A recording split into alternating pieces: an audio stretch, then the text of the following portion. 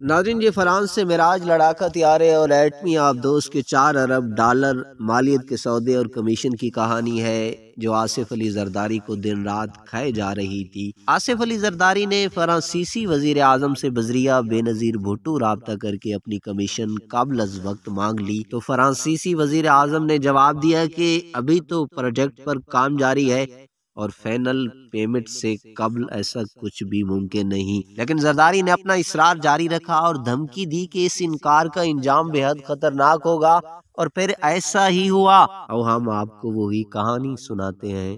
یہ 8 مئی 2002 کی صبح تھی، موسم قدرے گرم تھا، سورج چمک رہا تھا۔ نیوزی لینڈ اور پاکستان کے درمیان ٹیسٹ میچ کراچی میں کھیلا جا رہا تھا، جس کے تیسرے دن کا کھیل شروع ہونے کو تھا۔ دونوں ٹیمیں کراچی کے 2 5 اسٹار ہوٹلز کی لابی میں بسوں میں سوار ہونے کے لیے اپنے اپنے ہوٹلز کے کمپاؤنڈز میں آ رہی تھی۔ ہوٹل آمنے سامنے ہونے کے بعد کھلاڑی ایک دوسرے کو دیکھ کر ہاتھ ہلا رہے تھے اور مسکراہٹوں کا سلسلہ بھی ہو رہا تھا۔ دونوں ہوٹلز کے درمیان ایک چوڑی شاہراہ پر ٹریفک رواں دواں تھی۔ اچانک ہی ایک بہت بڑی بلیک کار نے اپنی لائن توڑتے ہوئے دوسری لائن میں جانے والی ایک خوبصورت بس کو ٹکر دے ماری۔ بلیک کار TNT بارود سے بھری ہوئی تھی اور یہ بس فرانسیسی انجینئرز کو لے کر کراچی شپ یارڈ لے جا رہی تھی۔ کان پھاڑ دینے والا ایک دھماکہ ہوا جو کسی کے وہم و گمان میں بھی نہ تھا۔